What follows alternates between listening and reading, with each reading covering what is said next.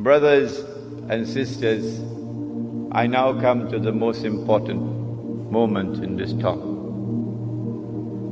I want to share with you my political and spiritual vibration here. And that is that I have come to the conclusion the United States is flying high now because it's about to crash. Yes. We are located at that moment in time when a day which is like a month is about to end, and a day which is like a week is about to commence. When it does occur, it will confirm what I'm saying.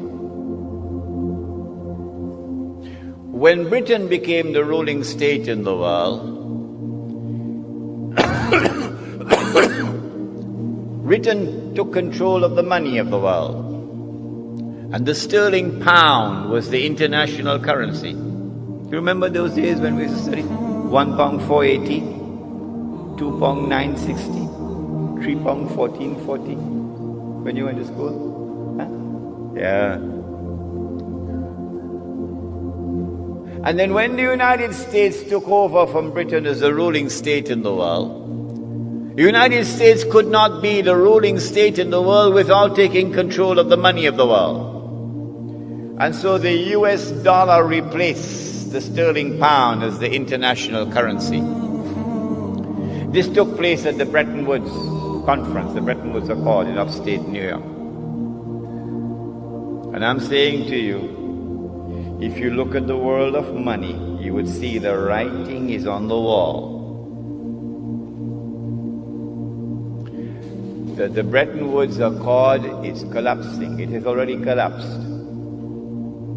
And a new international monetary system is around the corner, in which the US dollar will disappear. And when the US dollar crashes, the American economy will crash with it. Flying high, the Dow Jones flying high.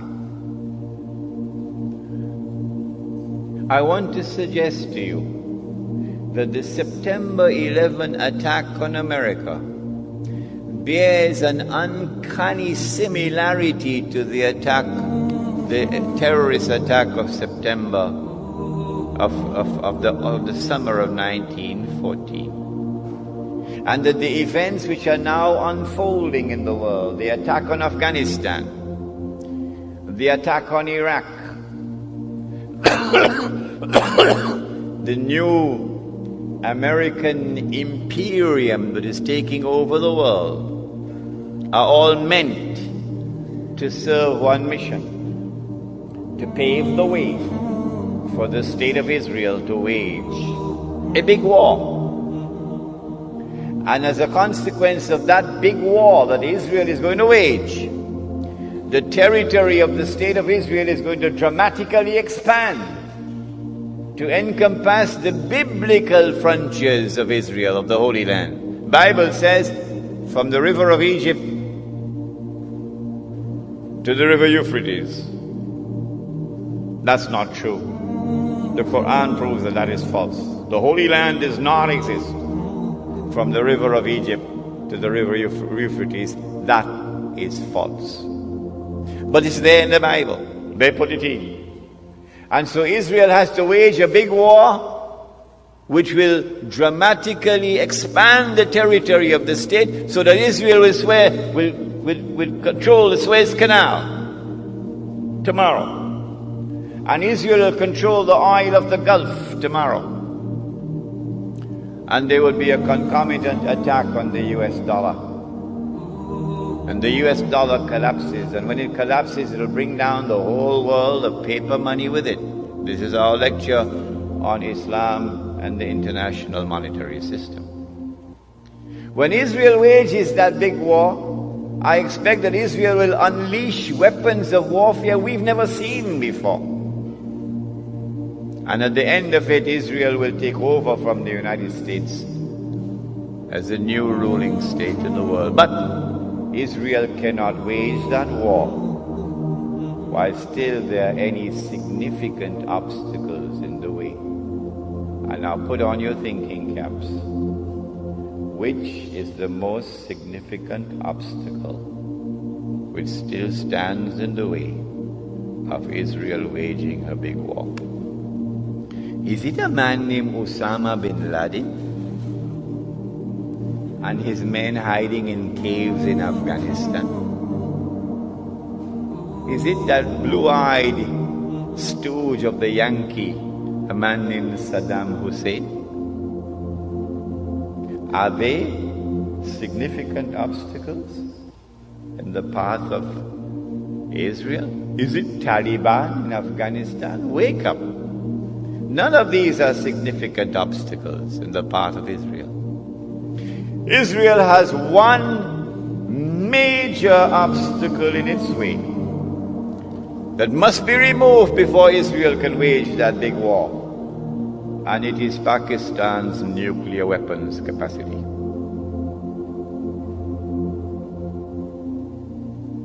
And coupled with that is Iran's missile capacity. And so all the hullabaloo we're going through now, all the maneuverings on the chessboard of the world, are all intended to culminate with the destruction of Pakistan's nuclear capacity. That is around the corner. That's about to take place. Pervez Musharraf, of course, is playing a very significant role in it. I expect that Israel will be able to wage a big war probably within the next 5 to 10 years. But Allah knows best. When Israel wages that big war and replaces the United States as the ruling state in the world, the first ruling state was Britain. The second ruling state was the United States. The third and the last would be this imposter, the state of Israel. I am suggesting to you that Dajjal or the Antichrist would now have completed stage 2, a day which is like a month, and would be commencing stage 3, a day which is like a week, meaning a much shorter period of time. It is at this time that terrorism reaches its climax. They not only attacked Sheikh Ahmad Yassin in an act of state terrorism that Washington did not see. They have now attacked and killed Abdulaziz Rantisi, and they have declared that they're going to continue killing all those who dare to lift their hands against the state of Israel. This is the biggest terrorist of all in the world, the state of Israel. But CNN will never tell you that. When Israel becomes the ruling state in the world, it is at that time that Muslims and Black Christian Africa, these two are brothers with each other. Black Christian Africa, Black Christian Africa opened their arms to Muslims when we were being persecuted, when war on Islam was being waged in the lifetime of Nabi Muhammad alayhi salatu wasalam. And a Christian king, a black Christian king in Africa protected us. I will never send them back to you, he said. And he looked at Islam and he looked at Christianity and he said, that which divides us from you is no more than this line in the sand, the Negus of Abyssinia. So too it was at that time. So too again it is today. The major attacks that Israel will launch will be on Muslims and black Christian Africans. The Prophet said that a man will pass by a grave and would roll on the grave and would say, I wish I were in the grave rather than the dead man, because of biting, relentless oppression. But it will not last forever. The Dajjal or the Antichrist would be born. He would grow up. He would become the ruler of the state of Israel. He would rule the world from Jerusalem the way George Bush is ruling from Washington. I expect this within the next 50 years or so, but Allah knows best. It's going to be a horrible 50 years ahead of us. Horrible. And then he will declare, I am the Messiah. And the Jews will accept him as the Messiah. And then he rub his hands and say, mission accomplished. It is at that time that the Son of Mary will now come back, not before. Jesus cannot return until the Antichrist has completed his mission.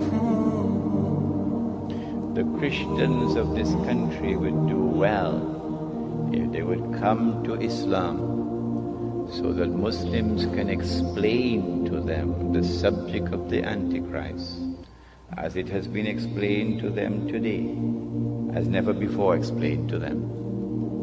Jesus cannot return until the Antichrist has completed his mission. The Antichrist has completed almost 2/3 of his mission, but there is 1/3 still remaining. At that time, the Son of Mary comes down, and the true Messiah now kills the false Messiah. And then Allah subhanahu wa ta'ala will destroy Gog and Magog, and that's our next lecture, inshallah. So you got to come back next month. Then said the Prophet Muhammad alayhi salatu wasalam, just listen to these two hadiths and we'll be finished. He said, when you see the black flags coming from the direction of Khurasan, Afghanistan is part of Khurasan. He said, go and join that army. These are two hadiths combined here. Go and join that army, even if you have to crawl over ice. These are his words. Go and join that army, even if you have to crawl over ice. Because no one will be able to stop that army until it reaches Jerusalem.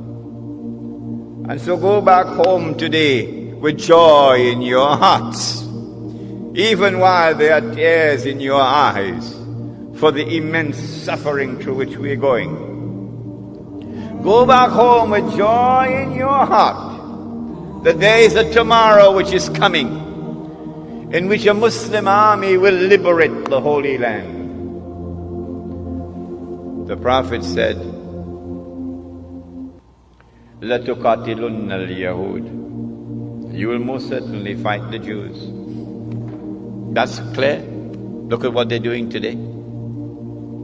وَلَتَقْتُلُنَّهُمْ, and you will kill them. You will be victorious. These are his words. حَتَّى يَقُولُ الْحَجَرُ, at that time even the stones will speak. Ya Muslim, هذا يهودي ورائي, there's a Jew hiding behind me.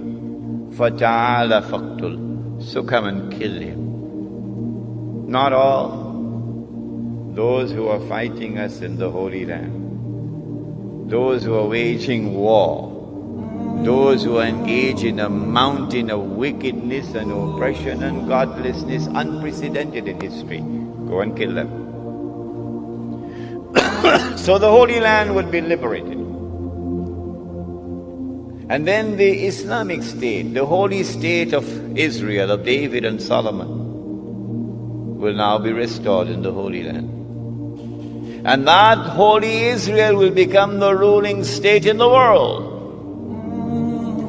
And the Son of Mary will now rule the world from Jerusalem with a rule which will be eternal.